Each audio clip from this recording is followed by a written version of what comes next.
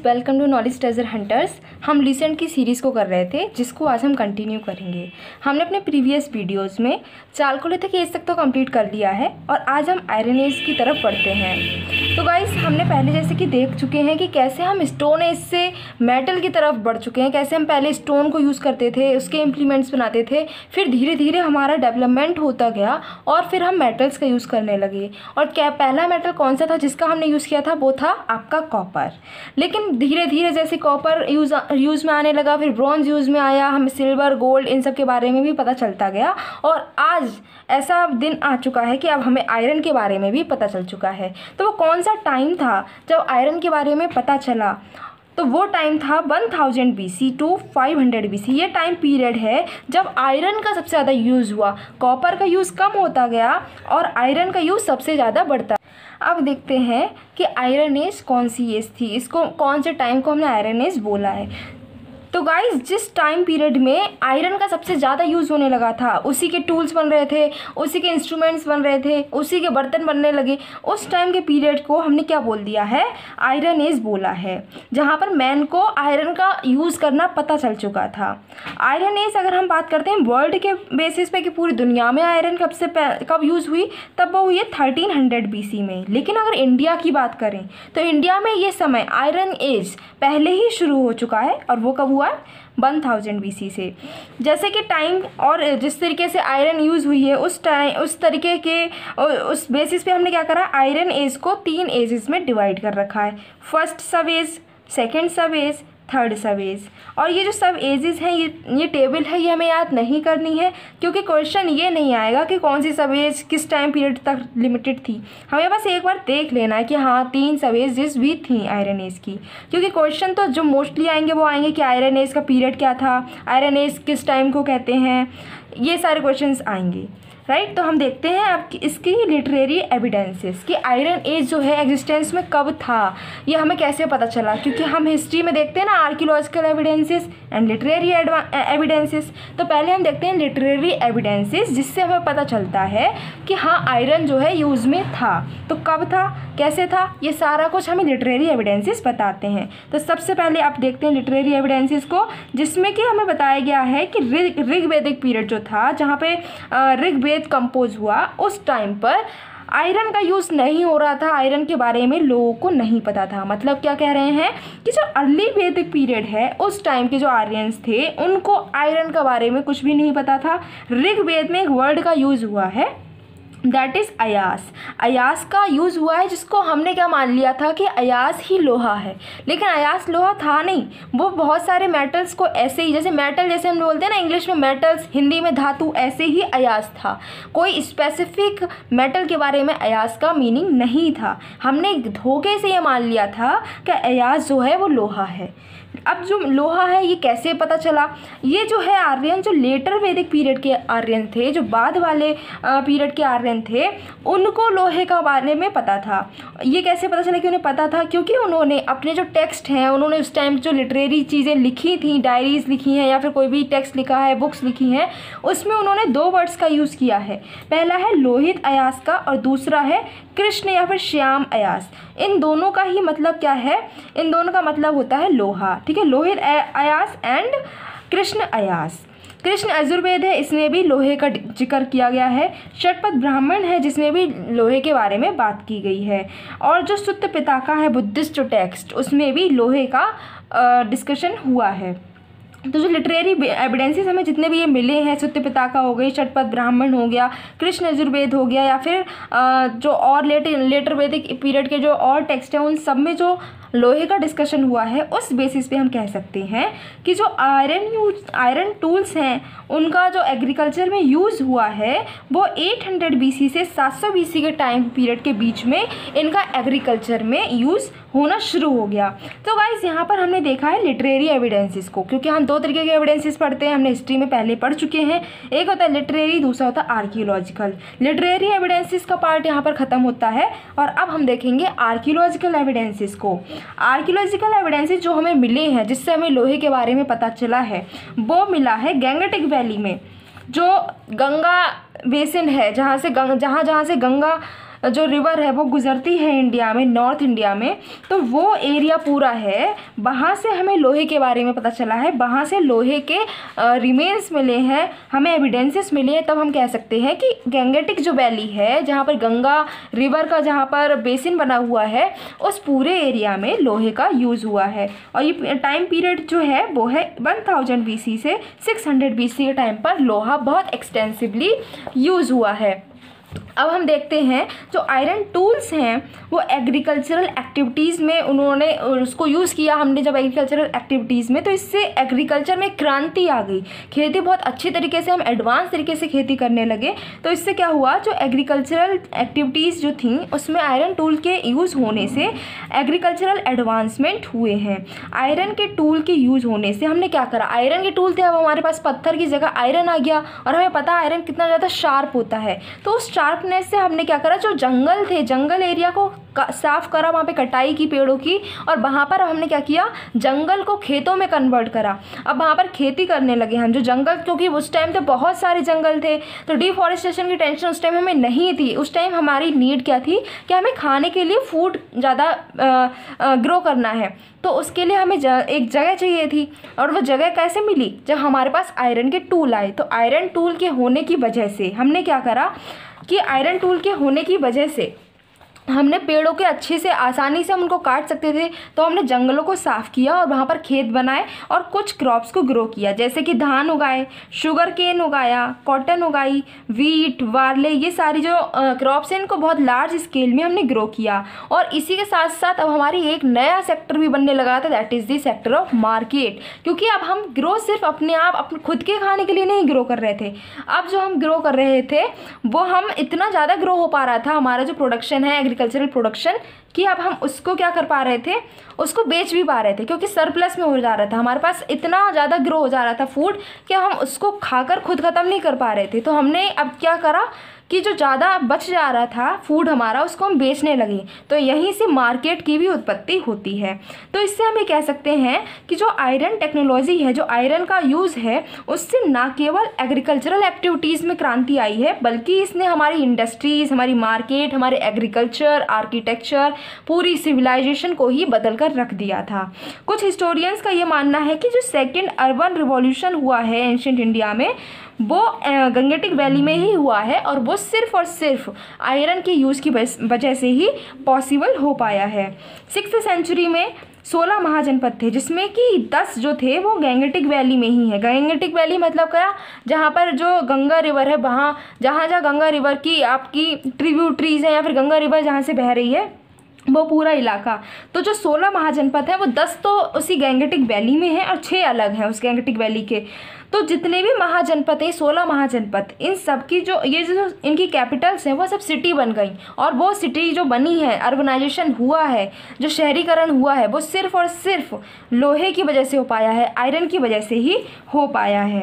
अब हम देखते हैं कि इसकी क्या इम्पोर्टेंस है। तो लोहे की इम्पोर्टेंस हम अपनी लाइफ में हमें पता ही है, घर बनाना हो या फिर आपको ट्रेन बनानी है, आपको ट्रांसपोर्टेशन का कोई भी व्हीकल बनाना है, आपको पेन तक बनाना है, कुछ भी बनाना है, तो लोहे की ज़रूरत तो पड़ती ही पड़ती है। तो वो लोहा जो है, उससे ही आपका जितनी भी सिविलाइजेशन है वो सब लोहे पर डिपेंडेंट है। इसलिए हमें पता चल चुका है कि ये कितना ज़्यादा इम्पॉर्टेंट है। अब गाइज़ यहाँ पर दे रखी है हमें इसकी जो आयरन इम्प्लीमेंट जहाँ जहाँ से हमें मिले हैं, आयरन के जो सबूत मिले हैं, वो कुछ साइट्स दे रखी हैं। जैसे कि बालूचिस्तान दे रखा है, उत्तर प्रदेश दे रखा है, राजस्थान दे रखा है, मध्य प्रदेश दे रखा है, बिहार, वेस्ट बंगाल, महाराष्ट्र, कर्नाटक एंड तमिलनाडु। ये कुछ साइट्स हमें दे रखी हैं जो कि क्या है, जहाँ से हमें आयरन मतलब एंशिएंट टाइम का आयरन जो है मिला है। अब हमें इसमें कुछ जगह भी दे रखी हैं जो कि हमें याद नहीं करनी है, ये बस हमें एक बार देख लेना है कि हाँ इन स्टेट से हमें आयरन मिला है। अब जो नेक्स्ट टॉपिक है that is the iron using cultures, ऐसे कल्चर्स जहाँ पर आयरन का यूज़ हुआ है। आयरन एज से रिलेटेड जो कल्चर्स हैं उनके बारे में हमें पढ़ना है, और जो कि हैं तीन जो है, मोस्टली हमको 3 जो है पढ़ने हैं। पहला आपका है पेंटेड ग्रेवियर, PGW कल्चर। जैसे कि नाम है, इनके नाम से ही हमें सब कुछ पता चल जाएगा। जैसे कि ये है पेंटेड ग्रेवियर, इसकी आपको ये कैसे पहचान में आएगा कि ये कल्चर कैसा है। इसकी पहचान ये है कि इसमें जो भी पॉटरी होगी, जो भी मिट्टी के बर्तन हैं, उन सबको ग्रे कलर से पेंट किया हुआ है। इसीलिए इसका नाम हमने क्या रख दिया है, पेंटेड ग्रेवेयर। और इसकी एक खासियत ये है कि जितने भी ये मिट्टी के बर्तन हैं ये मशीन से नहीं बने थे, बल्कि जो पहिया होता है कुम्हार का उससे ही बने हैं। और इसका टाइम पीरियड है 1000 BC टू 600 BC। कहाँ कहाँ ये मिले हैं, पंजाब में मिले हैं, हरियाणा में मिले हैं, यूपी में मिले हैं एंड राजस्थान में भी ये इसके कुछ एविडेंसेस हमें मिले हैं। सेकेंड हमारी जो कल्चर है जिसमें आयरन का यूज़ हुआ है that is the northern black polished where. अब इसकी पहचान क्या है, इसकी स्पेशलिटी क्या है कि इसमें जो आपके बर्तन मिले हैं वो ब्लैक कलर के पेंट है और काफ़ी शाइनी है, इसमें पॉलिश की गई है। ये जो पॉटरीज़ हैं ये हमें नॉर्थ इंडिया में अर्ली टाइम से ही मिले हैं, इसीलिए इसको हम नदर्न ब्लैक पॉलिश्ड वेयर कह रहे हैं, क्योंकि ब्लैक कलर के हैं, पॉलिश है इन पर और नदर्न इंडिया में मिले हैं, इसीलिए इनका नाम है नदर्न ब्लैक पॉलिश्ड वेयर। कहाँ इनका टाइम पीरियड देख लेते हैं तो 600 BC टू 300 BC के टाइम पीरियड के बीच में ये जो है नदर्न ब्लैक पॉलिश्ड वेयर हमें मिले हैं। कहाँ कहाँ से मिले हैं, ये Punjab, Haryana, UP, Bihar, West Bengal and Andhra Pradesh, ये जो स्टेट्स हैं यहाँ से हमें इसके सबूत मिले हैं। और थर्ड जो है काफ़ी इम्पॉर्टेंट आपकी कल्चर है that is the megalith culture, जो कि साउथ इंडिया की है। इसका टाइम पीरियड है 1000 BC टू 100 AD। जो मेगालिथ वर्ड है वो 2 वर्ड से मिलकर बना है, एक है मेघा और दूसरा है लिथ। मेगा का मतलब होता है ह्यूज, काफ़ी बड़ा, और लिथ का मतलब होता है स्टोन। तो अगर हम इसका वैसे मीनिंग निकालना चाहें तो इसका मीनिंग क्या है, जो कब्र हैं काफ़ी बड़े बड़े पत्थरों से मिलकर बनी है, वो है इसका मीनिंग। तो मेगालिथ का मतलब क्या है, मेगालिथ का मतलब होता है जो कब्र काफ़ी बड़े पत्थरों से बनी हुई कब्र। अब ये कैसे बनते हैं, या तो हमने किसी भी डेड पर्सन को वहाँ पर व्यूरी किया है, उसकी कब्र है, या फिर किसी की याद में हमने उसका मेमोरियल बनाया है। तो ये दो तरीके यहाँ पर हो सकते हैं, या तो मेमोरियल है या फिर हमने किसी को ब्यूरी किया है। जो मेगालिथ कल्चर है, मेगालिथ क्योंकि यहाँ पर काफ़ी मिलती है, मेगालिथ मतलब क्या है, कब्र, बड़ी बड़ी पत्थरों की। तो यहाँ पर बहुत सारी हमें कब्र मिली हैं, इसीलिए इस कल्चर का नाम भी हमने मेगालिथ कल्चर बोल दिया है। अब इसके कुछ हमें सबूत मिले हैं कि इसको किसने खोजा, ये कैसे निकल के आए, हमें पता कैसे चला इसके बारे में। तो 1851 एंड 1862 में कर्नल मीडोज टेलर, इन्होंने क्या करा है, इन्होंने कर्नाटक की 2 ऐसी कब्र थी जिनके बारे में, जिनको इन्होंने खोजा और उसके बारे में इन्होंने लिखा और वो पब्लिश भी हुआ। सेकेंड है अलेक्जेंडर रिया, इन्होंने भी 2 मेगालिथ साइट्स को तमिलनाडु में इन्होंने सर्च किया है। 1947 में मॉर्टिमर व्हीलर, इन्होंने कर्नाटक में जो है इसकी खुदाई की थी और इन्हें कुछ एविडेंसेस मिले थे। अब जो आपको दिख रही है टेबल, इसमें जैसे कि हमने पहले देखा था ऐसे ही इसमें भी मेगालिथ जो साइट्स हैं उनकी लिस्ट दे रखी है, जो कि हमें याद नहीं करनी है, बस एक बार पढ़नी है। जैसे कि कहाँ कहाँ मिले हैं, आंध्र प्रदेश में मिले हैं, कर्नाटक में मिली हैं, केरला में मिली हैं, तमिलनाडु में। ये हमें दिख रहा है कि ये सब साउथ इंडियन स्टेट्स हैं, इसीलिए हमने इस कल्चर का नाम क्या दिया है, megalith culture of south India. अब देख लेते हैं कि जो मेगालिथ कल्चर है इसकी कुछ कैरेक्टरिस्टिक्स को। तो जो इसकी चीफ कैरेक्टरिस्टिक हैं, जिसमें पहला पॉइंट आपका है ब्यूरियल प्रैक्टिसेस की, मतलब जो डेड पर्सन है उनका क्या ट्रीटमेंट हम करते थे। तो जैसे कि हम पहले भी देख चुके हैं वैसा ही इसमें भी है कि जो ब्यूरियल प्रैक्टिसेस हैं, जो लोगों को, जो डेड पर्सन थे उनको जो दफनाया जाता था वो 2 तरीके से दफनाया जाता था। एक तो है फ्रैक्शनल या फिर पार्शियल ब्यूरियल प्रैक्टिस, जो कि हम पिछले वीडियोज़ में भी कवर कर चुके हैं, और एक है कंप्लीट या फिर एक्सटेंसिव ब्यूरियल प्रैक्टिस। पार्शियल में क्या करते थे, कुछ सिलेक्टेड बोन्स को ही हम कब्र के अंदर डालते थे। अब ऐसा क्यों होता था कि जो सिलेक्टेड बोन्स है, कौन सी बोन्स ऐसी थी जिनको हम डालते थे, तो ऐसा माना जाता है कि पहले जो डेड पर्सन होता है उसको ओपन एरिया में ही छोड़ देते थे, फिर जितना भी जानवर होते थे या फिर जो आपके वल्चर्स हैं वो उस डेड बॉडी को खाते थे, उसके मांस को खा लेते थे, फिर जो बोन्स बच जाती थी जिनको वो नहीं खा पाते थे उनको उठाकर ये लोग कब्र में डाल देते थे। तो इससे होता था पार्शियल ब्यूरियल प्रैक्टिस। दूसरा है कंप्लीट एक्सटेंसिव ब्यूरियल प्रैक्टिस। इसमें क्या करते थे कि गड्ढा खोदते थे, कब्र खोदते थे, उसमें पूरी बॉडी को ईस्ट वेस्ट ऑर्डर में डाल देते थे और उसके बाद में इसको कवर कर देते थे मिट्टी से। और इसमें एक और चीज़ देखी गई है, दैट इज़ द अर्न या फिर पॉट ब्यूरियल्स। इसमें क्या होता है, जो बच्चे होते हैं अगर उनकी डेथ हो जाती है तो उनको एक घड़े में डालकर फिर उसको कब्र के अंदर दबा देते हैं। ये इसमें हमने देख लिया है fractional and complete burial practices. और इसके जो कंप्लीट ब्यूरियल प्रैक्टिस है, इसमें एक काम और करते हैं, जो भी आपका डेड बॉडी होती है उसके साथ में कुछ गुड्स को भी डालते हैं, या तो कब्र के अंदर ही दबाते हैं या फिर उसके आसपास रख देते हैं, और उन गुड्स को हम ग्रेव गुड्स बोलते हैं। अब ये गुड्स कौन से हैं, इसमें मिट्टी के बर्तन आ जाते हैं, जितने भी होते हैं वो सारे बर्तन इसमें डाले जाते हैं, और आयरन के टूल्स भी डाले जाते हैं। इनको हम ग्रेव गुड्स बोलते हैं। Types of megalith. अब जो ये कब्र हैं ये भी काफ़ी अलग अलग तरीके की हैं, तो इनको हमें देखना है कितने तरीके की ये जो है ग्रेव्स या फिर मेमोरियल्स हैं, या फिर हम बोल सकते हैं मेगालिथ हैं। तो पहली जो है वो मेनहिर है। इसमें क्या होता है कि जो ग्रेव है, जो कब्र है, उसके ऊपर एक लंबा सा लगभग 1.5 मीटर का एक स्टोन खड़ा करते हैं कॉलम की तरह, और उसको लोकल लैंग्वेज में नाडुगल बोलते हैं। तो इसमें कॉलम की तरह क्या करते हैं, ग्रेव के ऊपर ही 1.5 मीटर का लंबा स्टोन कॉलम की तरह खड़ा कर देते हैं। मेनहिर हो गया। नेक्स्ट है आपका हुड स्टोन। इसमें क्या होता है कि जो ग्रेव होती है उसके ऊपर राउंड शेप का एक फन बना देते हैं, जैसे सांप का फन होता है वैसा ही एक फन बना देते हैं, इसीलिए इसको हुड स्टोन कहते हैं, क्योंकि वो फन जो है उसको हम हुड बोलते हैं, तो इसीलिए इसका नाम आता है हुड स्टोन मेगालिथ। फिर थर्ड है आपका अम्ब्रेला स्टोन। इसमें क्या होता है कि जो कब्र है उसके ऊपर पहले कॉलम बनाते हैं, जैसे हमने मेनहिर में देखा था, फिर उस कॉलम के ऊपर अम्ब्रेला शेप्ड का एक स्टोन रख देते हैं, तो वो अम्ब्रेला जैसा लुक आता है इसका, इसीलिए इसको अम्ब्रेला स्टोन बोलते हैं। नेक्स्ट है आपका डॉलमेन। डॉलमेन में क्या करते हैं, इसका मीनिंग जो लिटरल मीनिंग है डॉलमेन का होता है टेबल ऑफ स्टोन। इसमें रेक्टेंगुलर स्टोन होता है, उसको जब दूर से देखते हैं तो वो बिल्कुल टेबल की तरह दिखता है। जो कब्र है उसके जो शेप है वो रेक्टेंगुलर तरीके का होता है, जिसकी वजह से ये दूर से देखो तो टेबल लगती है, इसीलिए इसका नाम डॉलमेन हो गया है। फिर कायर्न सर्कल। कायर्न सर्कल में क्या होता है, जो कब्र होती है उसके चारों ओर गोल गोल पत्थर गोल ही तरीके से रख देते थे, तो इसमें क्या होता है कि सर्कुलर शेप में सर्कुलर पीसीस को ही रखते हैं स्टोन के, तो ये ऐसा लगता है कि जो रिंग बन गई है एक पूरी स्टोन की, इसीलिए इसका नाम कायर्न सर्कल रखा गया है। और जो लास्ट आपकी ग्रेव का टाइप है that is the rock cut caves. इसमें क्या करते हैं कि पहले जो कोई हिल होती है, जो सॉफ्ट स्टोन होते हैं उसकी कोई हिल है, उसको केव के शेप में पहले उसको काटा जाता है, उसमें फिर वो केव जो बन गई है उसमें स्टोन रखते हैं, उसमें जो आपकी डेड बॉडी है उसको डालने के बाद में उस केव का मुंह बंद कर देते हैं, तो वो हो जाती है rock cut cave. So guys, अब हमारा जो नेक्स्ट टॉपिक है वो हमें देखना है पॉटरीज़ के बारे में, मतलब कि जो मिट्टी के बर्तन उस टाइम के मिले थे उनके बारे में हमें पढ़ना है।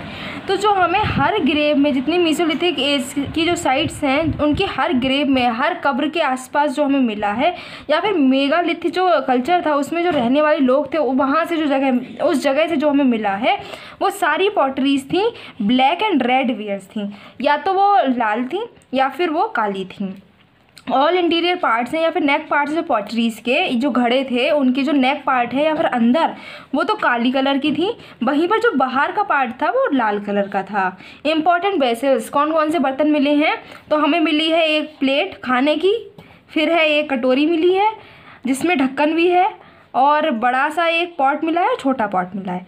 ठीक है, अब हम देखते हैं आयरन इम्प्लीमेंट्स, मतलब कि आयरन के कौन कौन से टूल हमें मिले हैं। तो लगभग 33 तरीके के टूल्स जो हैं वो हमें इन ग्रेव से, या फिर कह सकते हैं इन जो कब्र है इनसे हमें 33 तरीके के टूल्स मिले हैं, जिसमें आपके हैं flat axes, spades, sickles, chisels, hatchets, knifes, bridles of horse shoe, tridents, shorts, daggers, ये सारे जो है इम्प्लीमेंट्स, ये टूल्स जो हैं वो हमें मिले हैं। अब बात करते हैं जो मेगालिथ कल्चर जो है ये कब्र किसने बनाई हैं। ये काफ़ी कंट्रोवर्सी में चलता है। जो इंडियन ओरिजिन थ्योरी है उसमें कहा गया कि जो लोकल पीपल थे ड्राविडियन वो उन्होंने बनाया है। फॉरेन ओरिजिन थ्योरी है, वो कहती है कि मेडिटेरियन सी के जो लोग थे उन्होंने ये बनाया है। अब बात करते हैं पॉटरी या फिर अर्दनवेयर वेसल कल्चर जो है, इसको हमने जैसे देखा है कि हमें नॉर्थ वेस्ट वाला ये जो हमने यहाँ पर देखा है ना कि पेंटेड ग्रे कल्चर हमने देखा था, फिर हमने देखा था नॉर्दर्न ब्लैक पॉलिश्ड या फिर मेगालिथ, ये सब देखे थे। अब हमें क्या करना है, इस टेबल के ज़रिए इसको पूरे को कंप्लीट कर लेना है। ये थोड़ी सी इंपॉर्टेंट है तो इसको एक बार रीड तो करना बनता है, तो एक बार रीडिंग करेंगे लेकिन लर्न नहीं करना है। अब पहले हम देखते हैं ओचरे कलर्ड पॉटरी। इसका टाइम पीरियड है 2000 से 1200 BC तक, और ये कहाँ मिला है, ये हमें अपर गैंगटिक वैली में मिला है। और ये जो साइट्स हैं इसमें सारी साइट्स याद नहीं करनी है, हमें स्टेट देख लेना है, वो है उत्तर प्रदेश। फिर नेक्स्ट टाइप की जो पॉटरी है that is the black and red ware, जिसका टाइम पीरियड है 1200 BC से 1000 BC तक का। ये भी हमें गैंगेटिक वैली में ही मिला है और इसकी भी स्टेट है उत्तर प्रदेश है, और इसमें राजस्थान में भी ये कुछ इसके एविडेंस मिले हैं। नेक्स्ट टाइप इज़ पेंटेड ग्रेवियर, जिसका टाइम पीरियड है 1000 to 600 BC। ये भी गैंगेटिक वैली में मिला है। इसमें स्टेट्स जो हैं वो है पंजाब, उत्तर प्रदेश, राजस्थान, 3 स्टेट्स हो गई। फिर है नदर्न ब्लैक पॉलिश्ड वेयर, इसका टाइम पीरियड है 600 BC to 300 BC। ये नदर्न प्लेन से ले जाकर मिड इंडिया तक और डेक्कन में भी ये जो है मिला है, इसके एविडेंसेस मिले हैं। स्टेट्स देख लो, पंजाब जो कि पाकिस्तान में है वो वाला पंजाब, फिर इंडिया वाला पंजाब, फिर हरियाणा, फिर है आपका UP, Bihar, West Bengal. So guys हमने यहाँ पर देखनी है पॉटरीज, और इसके साथ साथ हमने आयरन एज को भी कंप्लीट कर लिया है। और कल से हमारा जो मेन टॉपिक है, जहाँ से हमारी हिस्ट्री जो हम ज़्यादातर पढ़ते हैं, जब भी पढ़ना शुरू करते हैं तो हम हड़प्पा से ही पढ़ना शुरू करते हैं। तो कल जो टॉपिक हम पढ़ेंगे दैट इज़ दी हड़प्पन या फिर इंडस वैली सिविलाइजेशन, जो बहुत बहुत बहुत इंपॉर्टेंट है। हर एग्ज़ाम में इसका डिस्कशन तो होना ही है, एक क्वेश्चन पक्का होता ही होता है। तो हम कल से बहुत इंपॉर्टेंट टॉपिक को डिस्कस करने वाले हैं। So till then keep your knowledge treasure hunting on.